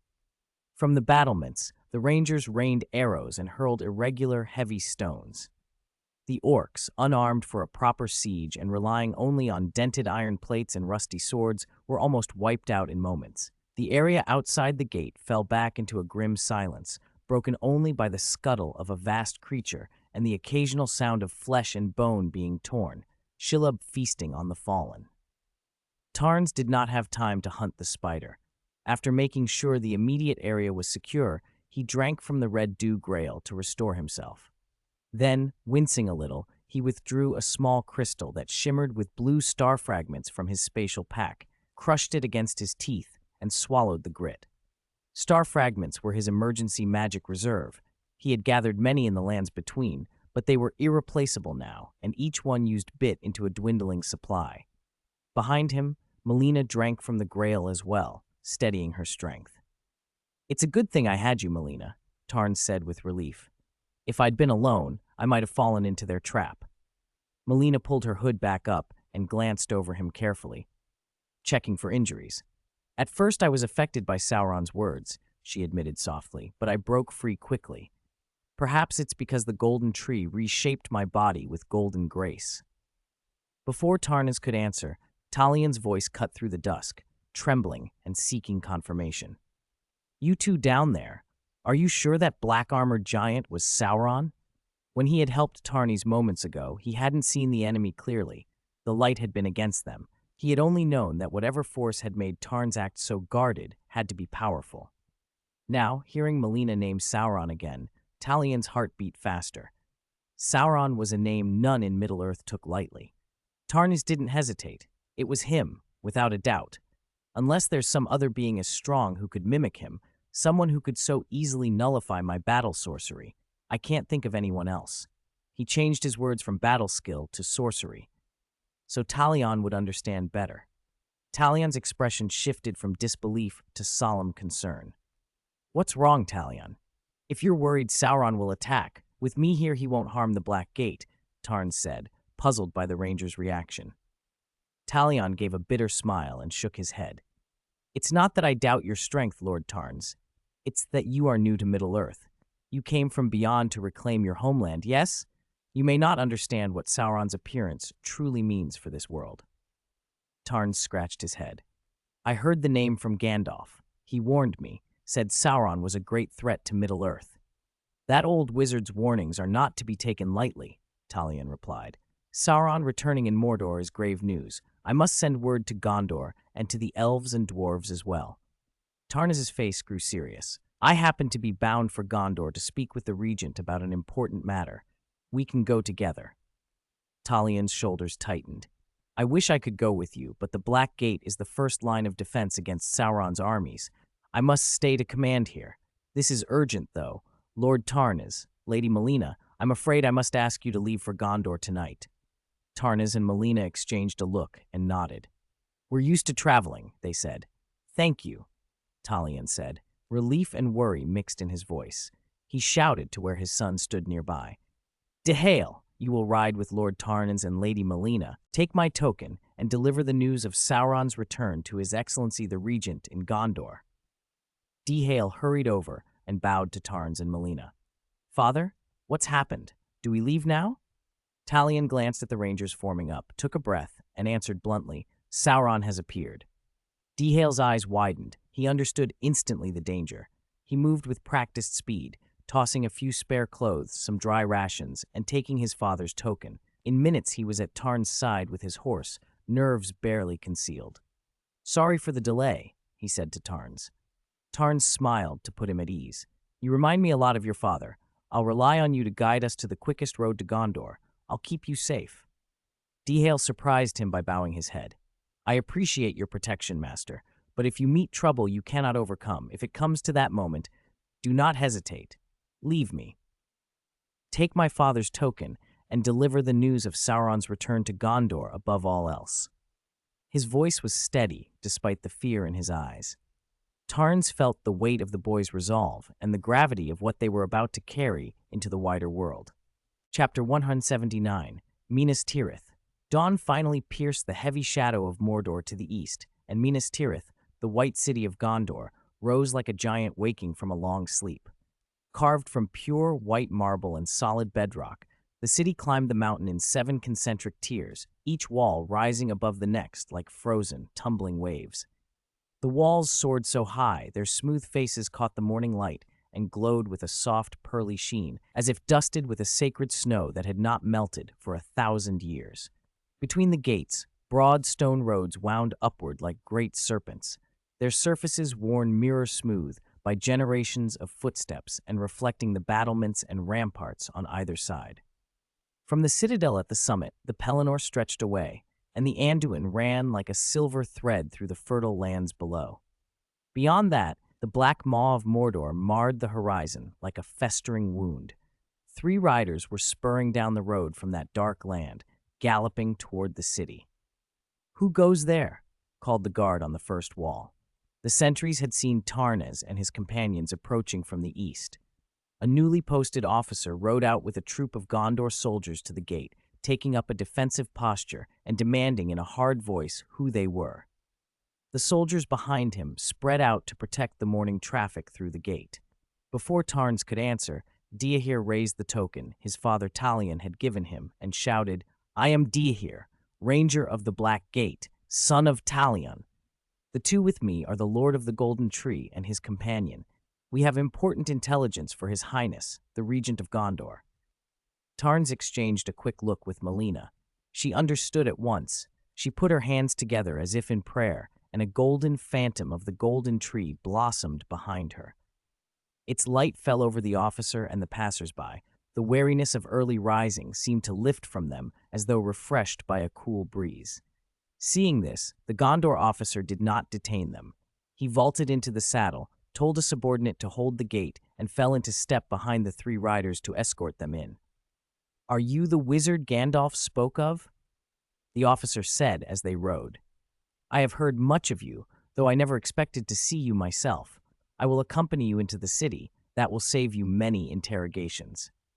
Tarnes studied the man as they rode and asked, "You take my word that readily?" The officer laughed. "My household once took retainers to the Golden Tree lands. When they returned, they would not stop speaking of its wonders. The sorcery your companion just showed proves your connection. Even if you are not the Golden Tree Lord, you must be closely linked to him. And for that matter, the miraculous fruits those retainers brought home saved my son's life." He fell quiet then, and the recounting that followed was raw with fatherly gratitude. "My son was as hale as any boy, sure he would follow me in service to Gondor. But months ago he fell ill, strangely and fast. His strength left him. I tried every physician, and none could help. We had nearly given up hope when a fruit from your lands brought him back to us. He grew strong again." Tarnes listened and nodded. "Those fruits carry a touch of the Golden Tree's blessing. They can cure some simple ailments. From your description, I would not call it a baffling disease. It sounds as though something else, perhaps a curse, might have been at work." The officer scratched his head and looked puzzled. "Lord Saruman the White heard of my son and visited us. He said it was a rare disease, not a curse." Saruman, Tarnes thought.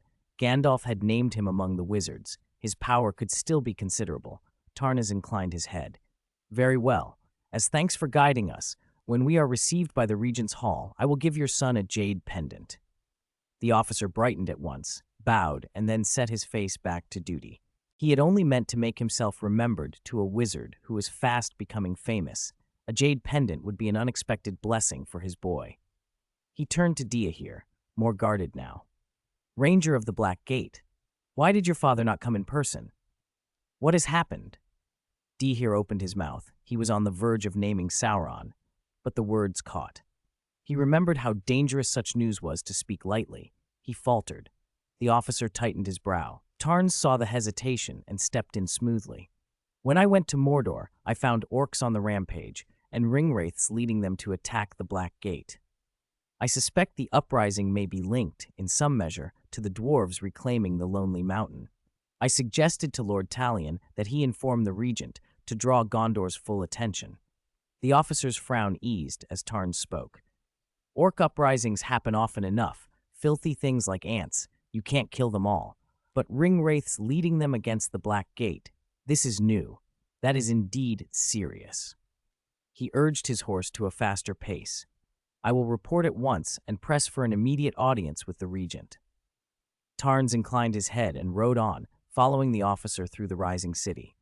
Their passage drew attention. Folk on the streets turned to watch the riders pass.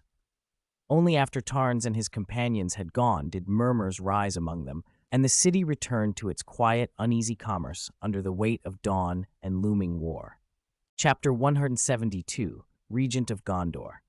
Led by a Gondor officer, Tarns and his companions encountered little resistance beyond the routine guard checks and were quickly brought to the outer entrance of the Great Hall, where the regent held court. Durhel was courteously stopped by the guards. He dismounted and handed his steed's reins to them without protest. When one guard moved to take Torete, the golden-headed mount that had accompanied them, toward the stables, Torete, with a small, disdainful turn, slipped from his grasp and left the man visibly embarrassed.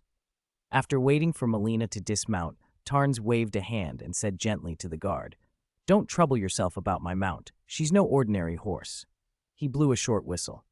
To the guard's astonishment, Torete dissolved into a mist of tiny golden particles and vanished. The man's awkwardness turned to awe. Tarns smiled and shrugged. A little trick of a wizard, nothing to worry about. At that moment, the Gondor officer who had escorted them hurried forward, spoke a few words to the guard, and then addressed Tarns and his companions. His Excellency the Regent has been told that the Lord of the Golden Tree brings detailed news of Mordor and is already waiting inside. Tarns nodded and produced a warm stone from his spatial pack, an oval of soft golden light, and handed it to the officer. "Thank you for your help on the road. This will help. Place it near someone who needs healing, and it will take effect. It may ease your son's illness." The officer's eyes lit, but his training kept him composed. He accepted the stone with both hands, slipped it into his breastplate against his heart, and bowed. "I did only my duty. You have my thanks for your generosity." Then he stepped to one side and gestured them forward. They were led through the second set of doors. Two guards there made a move to search them, but a resonant voice called from within, "There's no need to check them for weapons. Tarnas is a friend of Gandalf, and like him, a powerful wizard. If he meant harm, you wouldn't find it by searching." The guards fell back at once and opened the massive doors. Over the lintel, the emblems of the successive stewards intertwined with the faded royal crests, a dim, silent genealogy of power.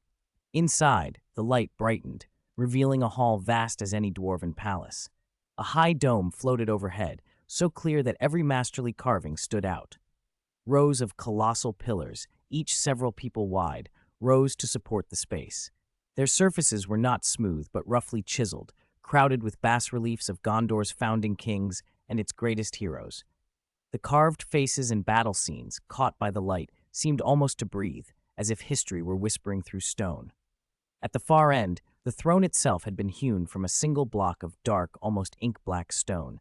It rose upon broad steps, massive and severe, its back as straight as a blade.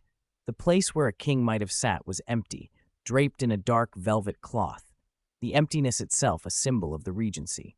To the right, beneath the throne steps, stood the regent's actual seat, a plain, unadorned wooden chair, sturdy and solitary. Ecthelion too rose to greet them. He was a smiling, middle-aged man. Power and years had carved angles into his face, lending him natural authority. He spread his arms.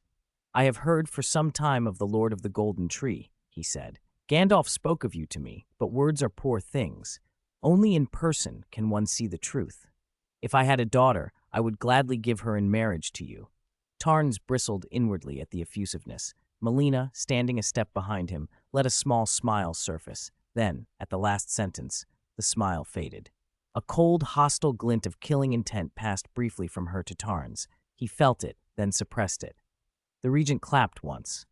Attendants hurried in with a small stone table and 4 jewel-inlaid chairs. Maids brought trays laid with fresh dishes, wine, and fruit. At the regent's second clap, they bowed and withdrew, and the great doors closed, leaving the hall hushed, the 4 of them the only living sounds. Ecthelion Tech sat and gestured them to do the same. "Sit. I like to eat while I think," he said. Tarnas and Melina sat without hesitation. As guests, they took their places. Durhel, however, knelt on one knee before the regent in thanks, visibly nervous, then rose to take his seat. Ecthelion noticed him and picked up a glass of wine with a sympathetic smile. "Do not be shy. I know you, Talion's son. Your father held the Black Gate against Mordor's foes and bought Gondor time. I remember his deeds." He set the glass down and turned to Tarns with a sober look. But I do not understand why the Lord of the Golden Tree has come to Gondor now. Tarnas did not waste words. Sauron has appeared in Mordor, he said simply. I came to learn what Gondor intends to do. The regent's hand trembled slightly as he set his goblet down. The golden cup slipped from his fingers and clinked onto the stone table. Wine spilled across the cloth of his fine garment. For a heartbeat, Ecthelion's composure broke. He frowned and straightened, voice calm though his face betrayed him. I have lost my composure, he admitted. He clapped, and the maids returned to fetch fresh garments. The attendants, with quiet efficiency, brought in a new stone table to replace the one that had been soiled, and rapidly set it again with delicacies and wine. The small drama passed, but the shadow that had fallen over the regent's face remained as he settled to hear what Tarns would tell him.